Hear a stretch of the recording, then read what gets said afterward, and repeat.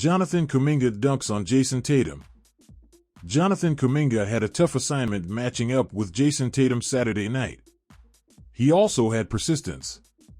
The Warriors' 20-year-old forward had the unenviable assignment of checking Tatum, the league's MVP favorite, for long stretches of time. He also had to deal with Tatum's excellent defense on the other end. But on one huge fourth-quarter play, Kuminga didn't give up when Tatum knocked the ball away from him. He gathered it, rose up, and dunked on the Celtics star. Kuminga consistently stayed in front of Tatum, forced turnovers, drew fouls, and moved the ball. He finished with 14 points, nearly equal to Tatum's 18, in another rough shooting performance against the Warriors. Tatum shot 6-21 and an uncharacteristic 4-7 from the free throw line, echoing his performance in the 2022 Finals, when he went 36.7% from the field and 65.6% from the line. In the Finals, much of the credit for shutting down Tatum went to Andrew Wiggins. But Wiggins missed Saturday's game with an adductor strain, which meant the Warriors called upon Kuminga and Klay Thompson to take the defensive assignment on Tatum, with some help from Kevin Looney. Despite this year's defensive challenges, Golden State is giving up the fifth most points in the league. They stopped the high-powered Celtics offense Saturday.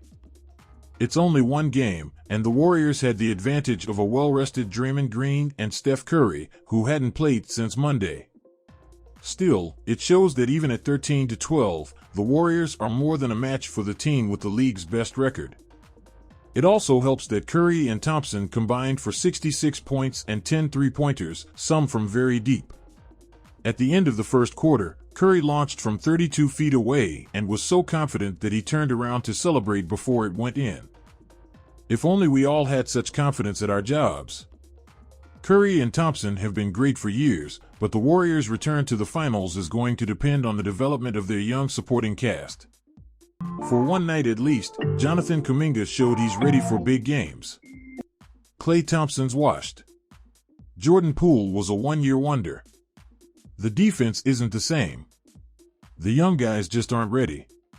The rotation is a mess.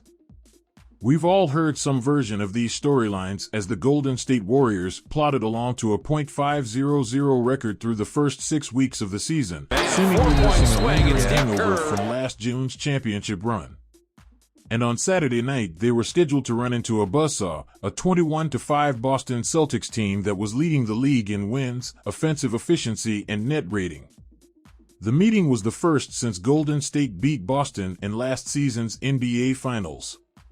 A Celtics win, and they'd be hearing this changing of the guard narrative every day until their next matchup in Boston in mid-January.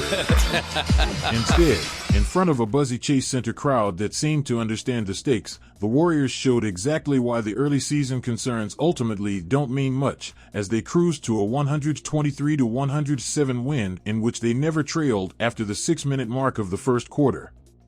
Every Boston run was met with fevered resistance from a Warriors group that, despite its flaws, has only lost 2 home games so far this season. "I thought we needed a game like that," Warriors head coach Steve Kerr said after the win. "We've been a little bit stuck in the mud, and it feels like we've gotten better over the last few weeks, but not a whole lot to show for it. So this was an important win for us."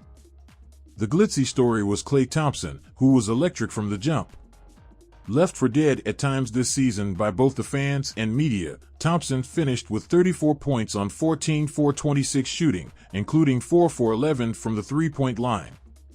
His fellow Splash brother Stephen Curry was steadily breathtaking, exuding the precise combination of patience and bravado that has made him impossible to defend for the better part of a decade.